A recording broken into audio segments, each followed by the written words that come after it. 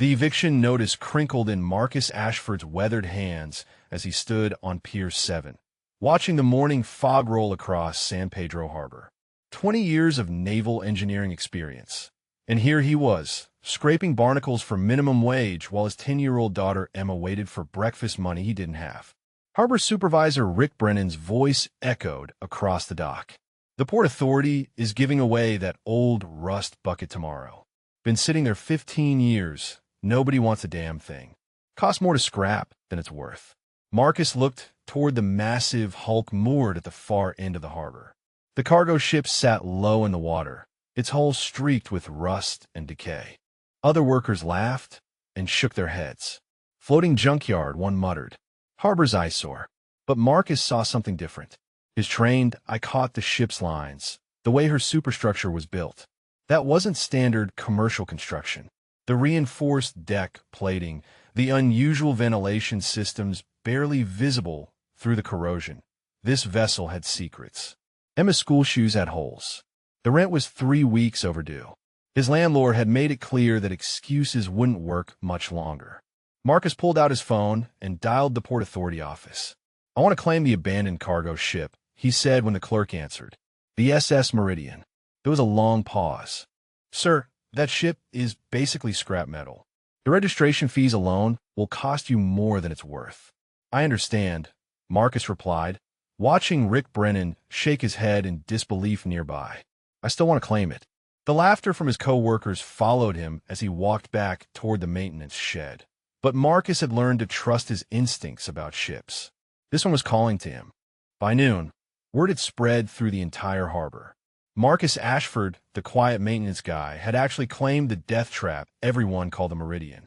Rick Brennan gathered a crowd near the coffee truck, his voice carrying across the dock. "Can you believe this idiot?" Brennan laughed, gesturing toward Marcus with his clipboard. 20 years scraping hulls must have scrambled his brain. That floating coffin will sink before he gets it to shallow water. The other workers joined in, their laughter sharp and cutting. Tommy Rodriguez from the crane crew shook his head. "My kid goes to school with his daughter. Poor girl's going to be homeless when daddy's fantasy ship bankrupts them completely." Marcus kept working, cleaning equipment with methodical precision, but every word hit like a physical blow. His hands moved automatically while his mind raced through calculations. Registration fees, inspection costs, basic repairs just to make her seaworthy. The numbers were staggering for a man living paycheck to paycheck. That evening, Emma sat at their tiny kitchen table, her homework spread across the scratched surface. "Dad, kids at school are saying you bought a ghost ship. Is that true?" Marcus knelt beside her chair, studying her serious brown eyes. "It's not a ghost ship, sweetheart. It's a puzzle. Sometimes the most valuable things look worthless on the outside. But Mrs. Patterson says we might have to move again." Emma's voice was small, uncertain. "She says you made a bad choice." Marcus felt anger flare in his chest. Their landlord had no right discussing their situation with a 10-year-old. He forced his voice to remain calm. "Mrs. Patterson doesn't understand ships like I do. Trust me, Emma. This is going to change everything for us." The next morning brought reporters. A local news crew set up near the Meridian, interviewing dock workers about the maintenance man's foolish gamble. Marcus climbed aboard the Meridian at dawn, his flashlight cutting through the darkness of the main cargo hold. The smell of rust and salt water filled his nostrils, but underneath lay something else. Oil. Old machinery. This ship had been more than a simple transport vessel. His boots echoed on the steel deck as he moved deeper into the ship's belly. 20 years of naval engineering had taught him to read a vessel's bones, and the Meridian skeleton told a fascinating story. The bulkheads were reinforced far beyond commercial standards. Electrical conduits ran in patterns he recognized from military specifications. In the engine room, Marcus discovered his first real clue. Hidden beneath layers of grime, he found markings etched into the main support beam. USS designation numbers, partially obscured but still visible to his trained eye. This wasn't just any cargo ship. This was military. He pulled out his phone and began photographing everything. The advanced ventilation system, far too sophisticated for civilian use. Sealed compartments that didn't appear on any standard cargo manifest. Mounting brackets for equipment that had been carefully removed. That night, Marcus sat at his laptop, Emma asleep in the next room. He cross-referenced the partial hull numbers with naval databases, his heart racing as pieces fell into place. The SS Meridian had started life as a military transport during World War II, decommissioned and sold to civilian contractors in 1948.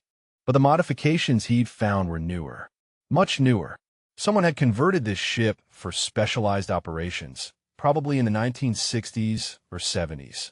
The question was what kind of operations, and why had it been abandoned so completely? Marcus printed out deck plans from the original naval specifications, comparing them to what he'd observed aboard the ship. Entire sections had been reconfigured, new compartments added, storage areas that didn't match any standard design.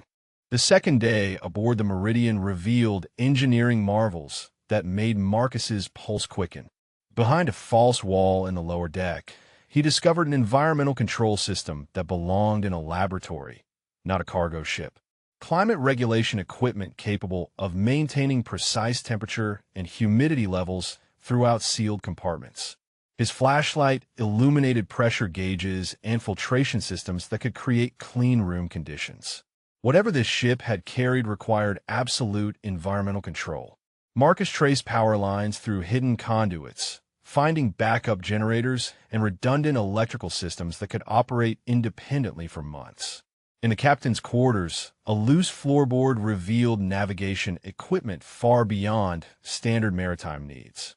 Specialized radio gear, frequency analyzers, and signal processing equipment that spoke of covert operations. Marcus recognized some of the components from his Navy days, classified systems he'd worked on during his service. The ship's construction told its own story. Blast-resistant bulkheads, radiation shielding built into the hull structure, ventilation systems designed to filter biological and chemical contaminants. This vessel had been prepared to transport something extraordinarily dangerous or valuable. That afternoon, Ray Kowalski from the scrap yard knocked on the ship's hull. Marcus emerged from the engine compartment, oil-stained and exhausted. "Ashford, you're wasting your time with this rust bucket." Kowalski held up a business card. "I'll give you $2,000 for the metal. Cash today. Save yourself the headache." Marcus studied the older man's face.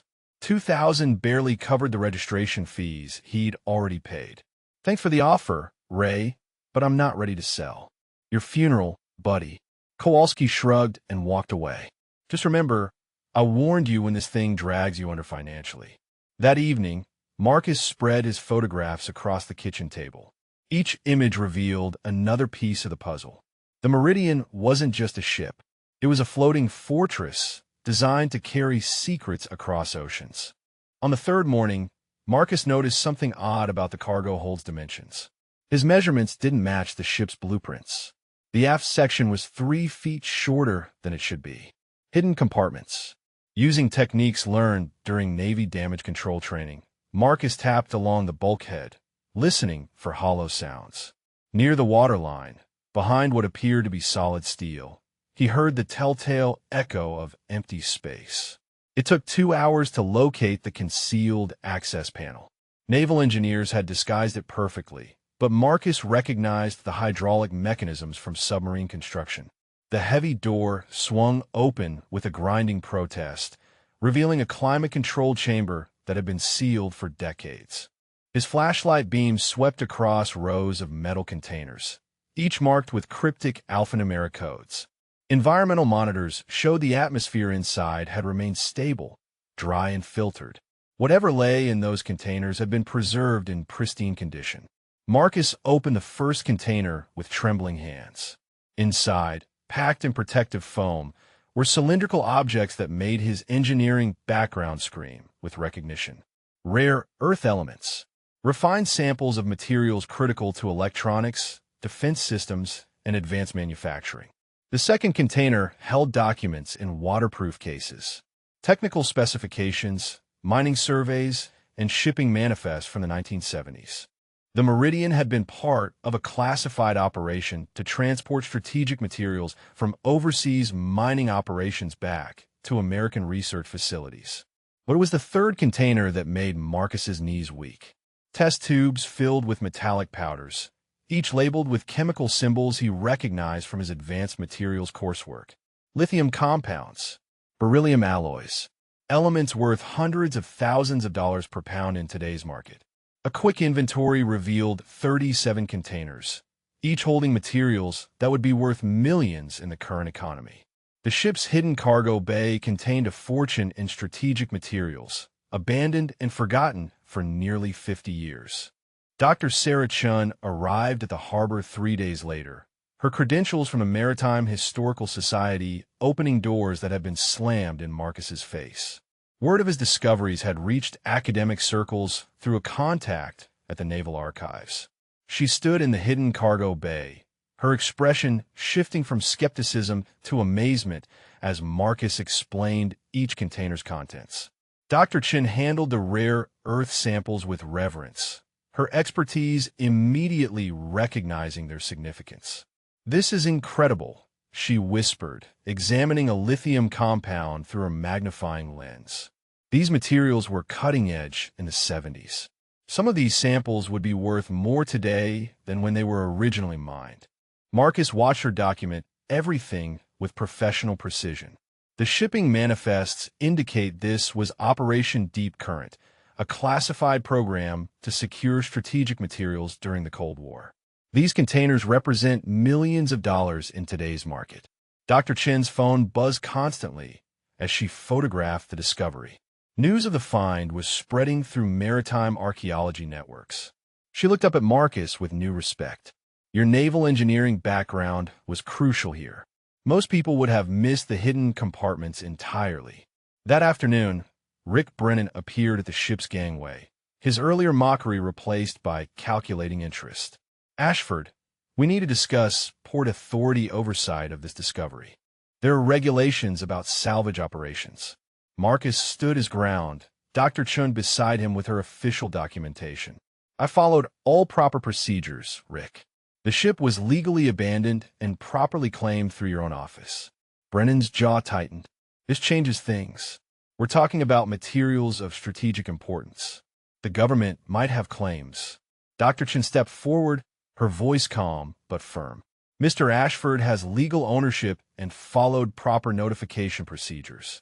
Any government claims would need to go through federal courts." Her presence and credentials suddenly made Marcus's position much stronger. Vincent Torres arrived at San Pedro Harbor in a black sedan, his reputation preceding him like a wake. Former Navy admiral, now director of the Pacific Maritime Heritage Foundation, he commanded respect wherever he went. His silver hair and weathered face spoke of decades spent understanding the sea and its secrets. Marcus watched from the ship's deck as Torres approached, flanked by Dr. Chun and 2 assistants carrying specialized equipment. The Admiral's eyes swept the Meridian's superstructure with the practiced gaze of someone who understood naval architecture. "Mr. Ashford," Torres said, extending a firm handshake. "Dr. Chun tells me you've made quite a discovery. I'd like to see for myself." In the hidden cargo bay, Torres examined the containers with the methodical precision of a career military officer. His questions revealed deep knowledge of Cold War operations and strategic materials procurement. When Marcus explained the environmental control systems, Torres nodded with understanding. "You've identified something remarkable here," Torres said finally. Operation Deep Current was legendary in naval intelligence circles. Most of us thought the materials were lost at sea decades ago. Local news crews had gathered on the pier, their cameras focused on the growing parade of experts boarding the Meridian. The story was spreading beyond San Pedro, reaching national maritime archaeology networks and defense industry publications. Tommy Rodriguez approached Marcus near the gangway, his earlier mockery replaced by amazement. "Man, I owe you an apology. Nobody saw this coming." Even Rick Brennan had changed his tune, telling reporters how the Port Authority had supported Marcus's salvage efforts from the beginning. The hypocrisy made Marcus's stomach turn, but he focused on Torres's presence and what it might mean. That evening, Torres pulled Marcus aside privately. "This discovery could change your life, son, but it's also going to bring challenges you haven't imagined yet. Are you prepared for what comes next?" The vultures arrived within 48 hours. Corporate salvage companies, rare earth mining conglomerates, and private collectors descended on San Pedro Harbor like predators sensing blood. Marcus's phone rang constantly with increasingly aggressive offers. Meridian Salvage Corporation sent lawyers with briefcases full of contracts, offering immediate buyouts that would make Marcus wealthy but strip him of all rights to the discovery. Atlantic Mining Solutions threatened legal action, claiming historical mineral rights that dated back decades. Rick Brennan escalated his pressure campaign, suddenly discovering Port Authority regulations that hadn't existed the week before. He arrived at the ship with official notices and a bureaucratic smile that made Marcus's skin crawl. "These materials require special handling permits," Brennan announced, flanked by 2 port security officers. "Until proper environmental assessments are completed, this vessel is under administrative hold." Marcus felt the walls closing in. His meticulous documentation suddenly became his lifeline. Every photograph, every measurement, every chemical analysis he'd performed with Dr. Chen's equipment. His naval engineering training had taught him the importance of proper procedures, and that discipline was protecting him now. Admiral Torres appeared like a guardian angel, his influence cutting through bureaucratic red tape with military efficiency. He brought federal maritime lawyers who understood salvage law and strategic materials regulations. The media circus intensified. National news crews camped on the pier, interviewing dock workers about the maintenance man who'd struck it rich. Emma watched the coverage from their apartment, her eyes wide with a mixture of pride and fear. That evening, Marcus sat in his truck, staring at the Meridian through the harbor lights. Corporate representatives lurked nearby, waiting for him to crack under pressure. But 20 years of naval service had taught him patience. The ship had waited 50 years to reveal her secrets. He could wait a little longer to claim them properly. The federal appraisal team arrived on a Wednesday morning, their equipment cases and official credentials silencing the corporate lawyers who had been circling like sharks. Marcus watched from the ship's bridge as specialists in hazardous materials and strategic minerals set up their workstation in the hidden cargo bay. Dr. Patricia Huang, the lead appraiser from the Department of Energy, examined each container with scientific precision. Her preliminary assessments made even Admiral Torres whistle in amazement. The rare earth elements alone were valued at $47 million in current market prices.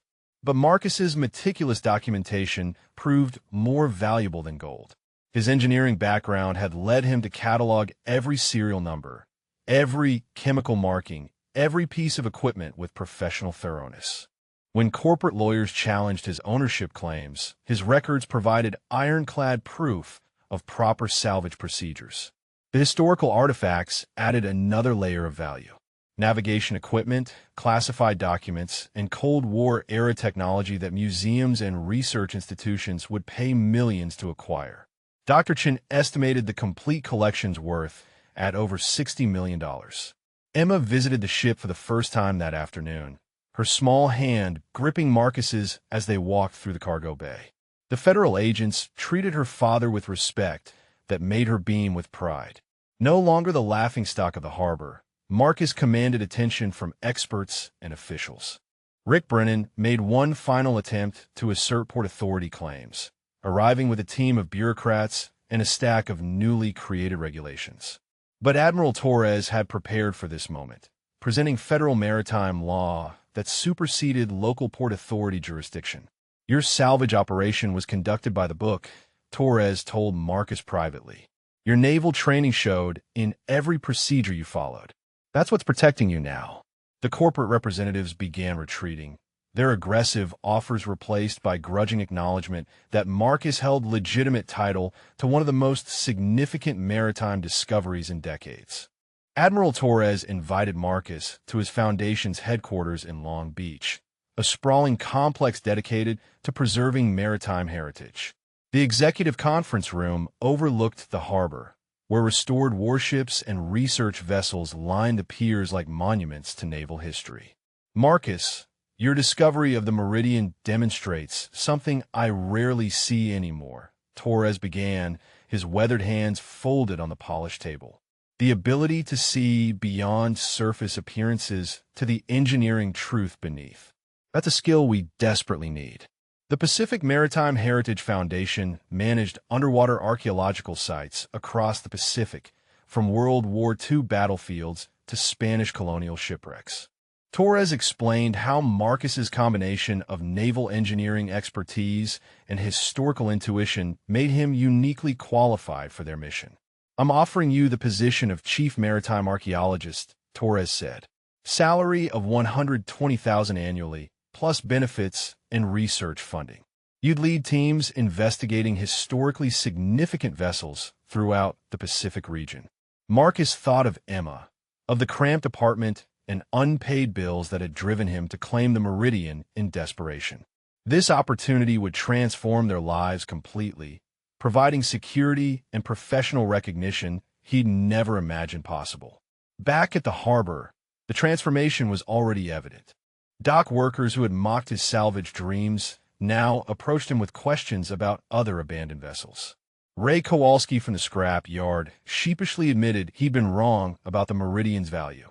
Tommy Rodriguez pulled Marcus aside near the crane operations. My cousin found an old tugboat up in San Francisco Bay. Thinks it might be worth investigating. Would you take a look? The respect in Tommy's voice was unmistakable. Marcus had become the harbor's resident expert on maritime mysteries, his engineering background suddenly viewed as invaluable rather than irrelevant. Even Rick Brennan offered grudging congratulations, though his smile never reached his eyes. The negotiation took place in Admiral Torres's conference room, with representatives from 3 major institutions seated around the mahogany table. The Smithsonian wanted the historical artifacts. The Department of Energy needed the strategic materials for national stockpile analysis. The Pacific Maritime Heritage Foundation sought to preserve the ship itself as a floating museum. Marcus entered with Dr. Chun and a maritime lawyer Torres had recommended. His naval engineering expertise had revealed the treasure, and now that same analytical mind would craft a deal that honored both history and his family's future. I propose a partnership arrangement, Marcus began, his voice steady despite the magnitude of the moment. The rare earth materials go to the Department of Energy for $47 million. The historical artifacts become a traveling exhibition managed by the Smithsonian, with licensing fees returning to the foundation. The ship herself would be restored as a museum vessel, with Marcus overseeing the project as chief maritime archaeologist. His engineering background made him uniquely qualified to manage the technical challenges of restoration while preserving historical authenticity. Admiral Torres nodded approvingly as Marcus outlined revenue-sharing arrangements that would fund maritime archaeology programs for decades. The deal would establish Marcus financially while creating educational opportunities for future generations of naval engineers and historians.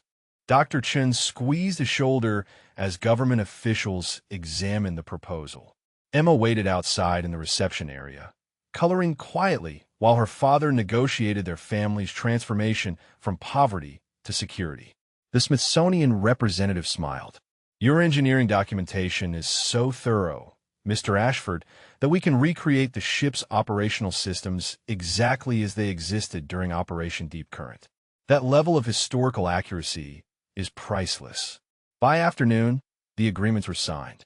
Marcus had transformed his desperate gamble into a legacy that would preserve maritime history while securing his daughter's future. The maintenance worker had become a guardian of naval heritage. 6 months later, Marcus stood on the restored deck of the SS Meridian, watching Emma explore the museum exhibit that bore his name.